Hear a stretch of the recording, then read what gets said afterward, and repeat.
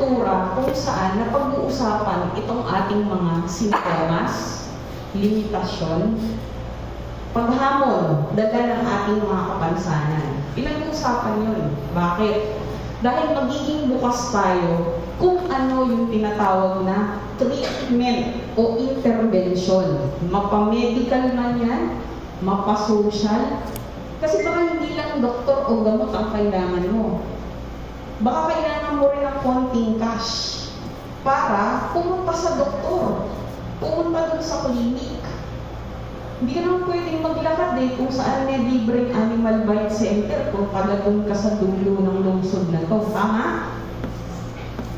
Kasi merong mga ganong klaseng suporta. Okay? Alamin lang natin kung saan pukunin, kung gaano kadalas, at kung ano ang inyong mga kwalifikasyon. Okay? Alam po namin na ang hirap pumila sa barangay minsan. May ilang barangay, hindi ko nilalahat. Alam ko na mahirap kumuha ng mga papeles. Kinikilala po yan ng DSWD. Kinikilala yan ng ospital na to. Okay? So, pag napag-uusapan yung mga sintomas, nano-normalize kahit pa paano. Ibig sabihin, hindi lang ilan ang merong karanasan ng trauma. Hindi lang lahat may malungkot na kwento gaya ng ipinagpapasalamat kong alam kong mahirap pero ibinahagi pa rin ni Ate Victoria, no, sa atin. At alam ko rin na itong ganitong kultura, tutungo tayo sa paggaling. Kung hindi man tayo gagaling, kasi may mga doktor na nagsasabi, ang mental health illness, para daw yan lama. Alam niyo po yung lama? Pag nabasag ni lama, ang babasagin ba na may lama, may ibabalik mo pa sa dati. Hindi na po kuya, di ba? Ganun pa man. Isipin natin na pwede natin yung iwasan na mabasag. Paano? Paano may iwasan mabasag yung may lama? Kuya Mark. Iingatan po. Iingatan. Bukod sa iingatan, ano pa? Kailangan awareness, ma'am. Awareness, ma'am. Awareness, ma'am. Awareness, kamalayan, kuya. Iyan nyo, ilapat nyo sa literal. Halimbawa, merong bote, nilamat na. Mahal na mahal mo kasi yung bote ng 1965 pa. May value, ma'am. May value. Yes. Paano mo maiwasan na hindi mabasag yun ng tuluyang kuya? Ingat ako siya na maiging. Paano pa? Lagyan mo ng epoxy, mga ganun, di ba? Glue, bulkasil, pwede. Yun, di ba kuya? Yun yung mga practical na kung ilalapak natin dun sa ganung senaryo, no? So, ibig ko lang po sabihin, kahit na hindi gumaling ang mental health condition, pwedeng i-manage. Manage. Okay. Sample. Madalas siya, bumubula yung bibig niya sa pagmumura, pag meron siyang episode. Halimbawa, pupunta siya dun sa Rosario Maclang, lahat ng nakapila dun, pagbabatukan niya. Okay? Sample lang, sample. Ano ang pwede nating maging solusyon doon? Kasi hindi na raw gagaling. Okay? Ilapit sa psychiatrist, bigyan ng nararapat o karampatang gamot. Kasi may mga gamot na po tayo ngayon sa pag-iisip or yung tinatawag na atypical medicines, no? Atypical psychiatric medicines na napakabilis na ng epekto. Pero sa mga pamilya natin at sa mga pasyente, tayo mismo, kailangan ng kooperasyon. Kasi hindi naman uuwi si Doc at yung nurse ng Maclang para painumin ka ng gamot diba? Pero ikaw yung kasama ng pasyente. Kaya dapat yung responsibilidad na painumin siya ng nasa oras, dapat yun na lang yung bahagi natin. Tama po ba? Okay. Sample na lang, huwag sa gamot Meron ba kayong mga kamag-anak? Mainitin ang ulo, napansin nyo, pag hindi nakain. Meron po ba kayong gano'n? May tiya po kasi ako gano'n eh. Huwag kang maglalahad sa kanya ng problema o ng sitwasyon kung malapit na mag-alas 12. Bakit? May ulo. Ako, may direktor akong gano'n, Dok. Huwag mong dadalhin yung proposal sa kanya ng hapon o umaga. Takte, hindi na yan talaga mapipirmahan. Kaya kilalanin din natin yung miyembro natin ng pamilya. Di ba? May mga kamag-anak kayo, masipag din magpautang sa isang lagay ng panahon. Di ba? Meron din kayo mga kamag-anak. Medyo kuripot.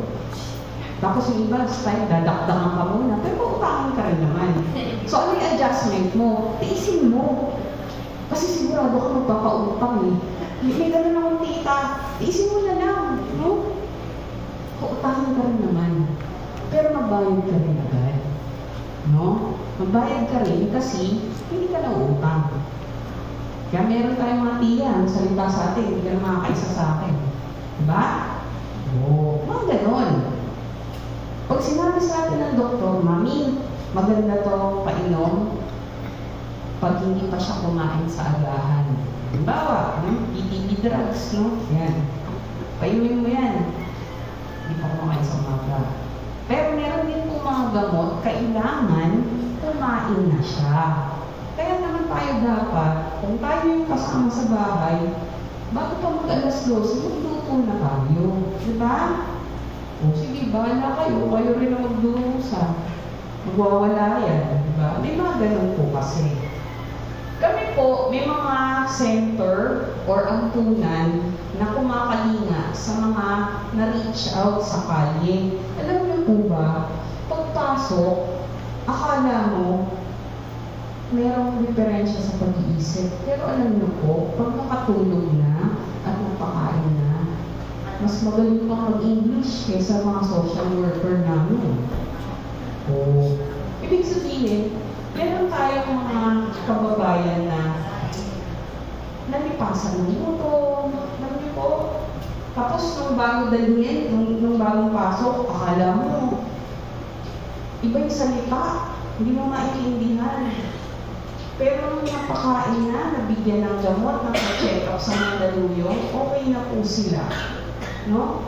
So may mga ganun po tayo. Okay? Unless, ang diagnosis ng doktor, Mami, panghabang buhay nito, mga kasama. So, wala na kasi tayong magagawa doon, pero anong solusyon? May magagawa tayo sa ating sarili. Mahirap man tanggapin, pero pwede tayong mag-adjust. Okay? Pwede tayong mag-adjust. Pwede natin sabihin na ako yung mag-a-adjust. Ako yung iintindi. Alam ko, madali itong sabihin, no? Lahat tayo nag-alaga din ng pasyente o hindi man naging pasyente. Pero, kailangan ko talaga. Walang choice, no?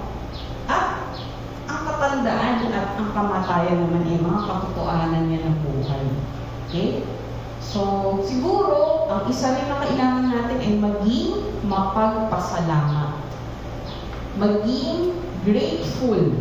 Magpasalamat tayo kung ano, yung kahit na konting meron tayo. Diba? Mahirap umpisahan, pero pag naging ugali niya natin, okay yun. Magandang ugali. Okay? So, kung napag-uusapan yung mga sintomas, nawawala yung tawagan gaya ng, ay, baliw yan eh. May sakit na, sinto-sinto yan eh. No? Nawawala yung stigma. Madalas, ayaw pumunta sa psychiatrist. Kasi naman, meron din mga pangyayari na hindi mo rin kagad naman dalhin sa psychiatrist. Sa psychologist muna, pwede, no? Tapos nakaka-refer sa psychiatrist. Okay? Meron naman, nahihiya pumunta halimbawa sa opisina namin. Ano ko dyan? Bakit? Psychological service, di naman ako baliw ah. Baliw agad? Di ba pwedeng may sintomas ng konti? Papunta na doon? Or pwede pa naman pumigil? No? May pinagdadaanan ka na? Diba? Oo. Parang sinabi ko, patay agad. Patay, hindi ko pwede magkasakit muna. Diba? Okay? So, introduces the stigma. Okay? Sabi, your battery is running low. Kayo ba? Yung battery nyo, running low na? Okay pa kayo?